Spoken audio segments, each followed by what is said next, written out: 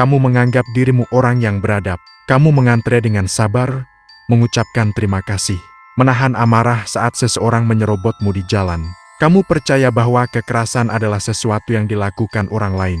Orang-orang jahat di berita, bukan dirimu. Tapi ada sesuatu yang tertidur di dalam otakmu. Sesuatu yang jauh lebih tua dari peradaban, lebih tua dari hukum, lebih tua dari gagasan tentang benar dan salah. Para ilmuwan menemukan bahwa otak manusia masih membawa sistem lengkap yang dirancang khusus untuk agresi dan kekerasan. Bukan sisa-sisa yang rusak, bukan bagian yang mati. Sistem yang masih berfungsi penuh, masih aktif, hanya menunggu keadaan yang tepat untuk bangun. Dan yang paling mengganggu adalah ini. Sistem itu bukan cacat dalam diri manusia. Ia adalah salah satu alasan utama mengapa kamu ada di sini hari ini. Nenek moyangmu bertahan hidup justru karena mereka mampu melakukan kekerasan saat dibutuhkan. Kamu adalah keturunan dari para penyintas yang paling berhasil. Dan mereka bukan orang-orang yang lembut. Insting itu masih ada di dalam dirimu sekarang. Pertanyaannya bukan apakah kamu memilikinya. Pertanyaannya adalah seberapa dalam ia tertidur. Untuk memahami insting ini, kita harus kembali ke dunia tempat nenek moyangmu hidup. Dunia yang jauh lebih brutal dari yang bisa kamu bayangkan. Selama jutaan tahun, leluhur manusia hidup di lingkungan di mana kekerasan adalah bagian sehari-hari dari kehidupan. Bukan pilihan, tapi keharusan. Untuk mendapatkan makanan, kamu harus berburu dan membunuh. Untuk melindungi keluargamu, kamu harus mampu melawan. Untuk mempertahankan wilayahmu dari kelompok lain, kamu harus siap bertempur.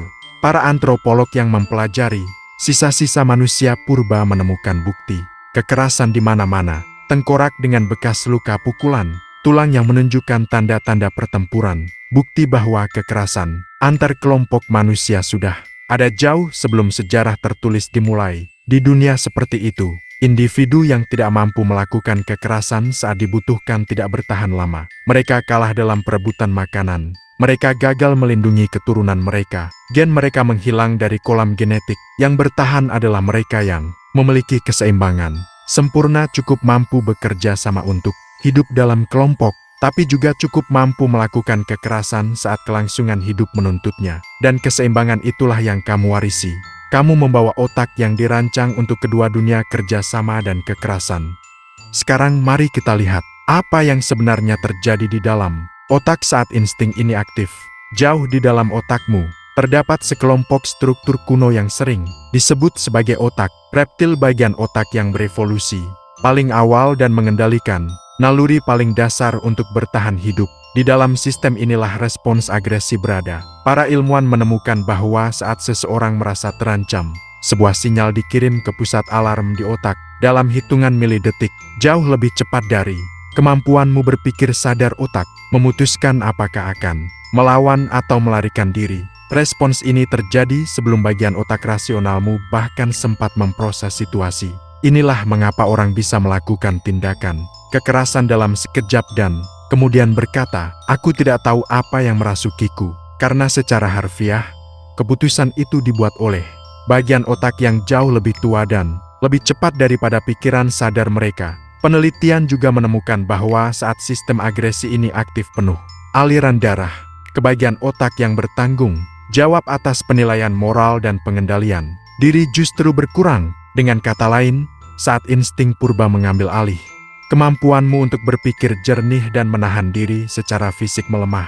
Otak purba mematikan sementara otak beradab. Ini bukan alasan untuk membenarkan kekerasan, tapi ini menjelaskan mengapa manusia yang paling baik sekalipun bisa melakukan hal-hal mengerikan dalam kondisi tertentu.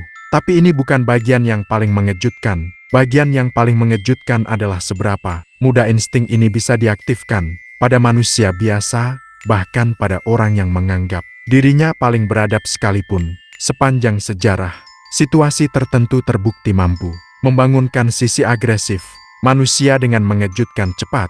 Ketika orang merasa menjadi bagian dari kelompok besar, identitas individu mereka mulai larut dan bersamaan dengan itu, rasa tanggung jawab pribadi atas tindakan mereka ikut memudar. Dalam kerumunan, orang bisa melakukan hal-hal yang tidak akan pernah mereka lakukan sendirian.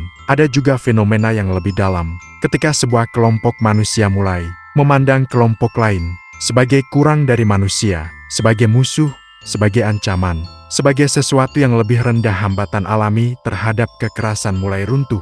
Otak berhenti memperlakukan mereka sebagai sesama manusia, dan insting purba mendapat izin untuk bangun sepenuhnya. Inilah mekanisme gelap di balik hampir setiap kekejaman massal dalam sejarah. Bukan karena para pelakunya adalah monster yang lahir jahat, tapi karena mereka adalah manusia biasa yang instingnya diaktifkan oleh kondisi yang tepat.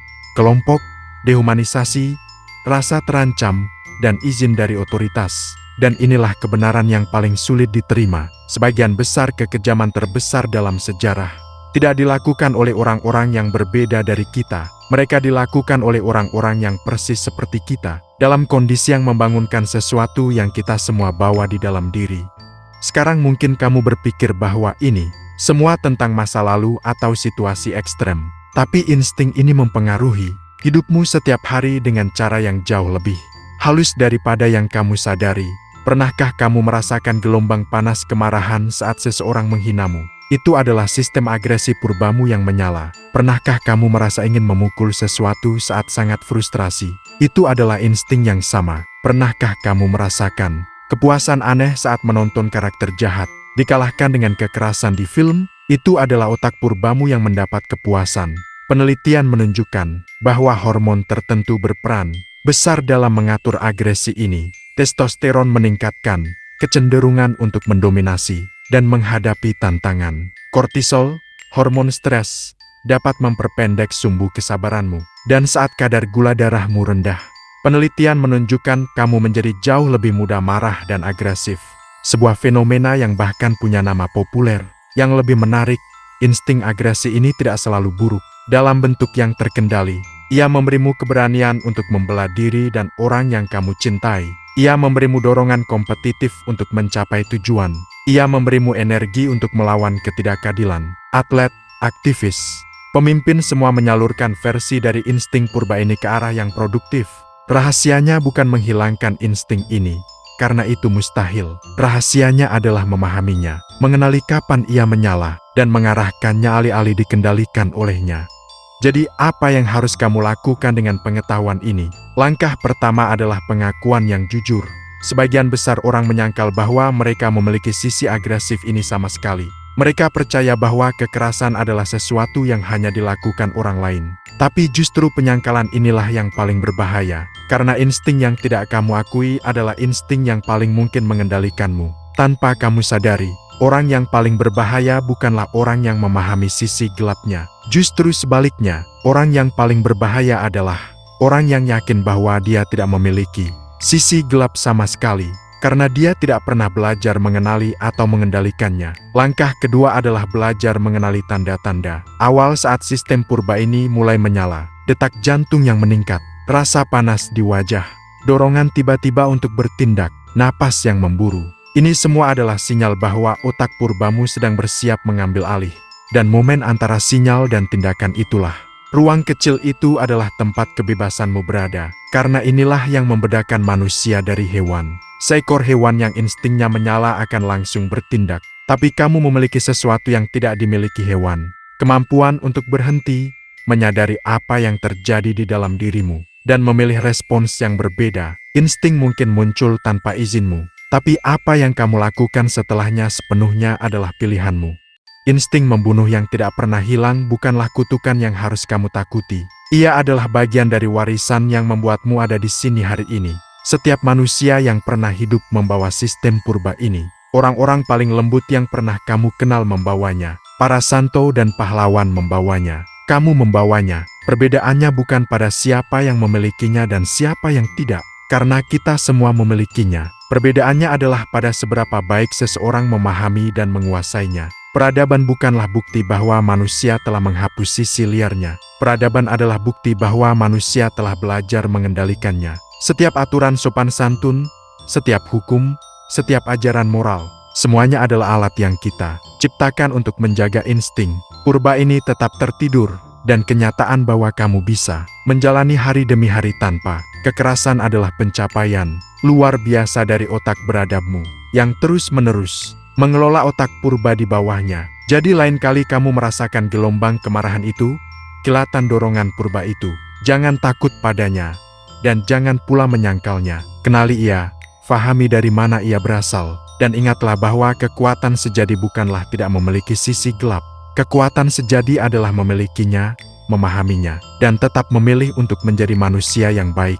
Kalau video ini bikin kamu memahami dirimu sendiri dengan cara yang berbeda, itu bukan kebetulan. Like kalau kamu mau lebih banyak orang memahami sisi tersembunyi ini. Subscribe karena masih banyak fakta hitam tentang dirimu yang belum kamu tahu.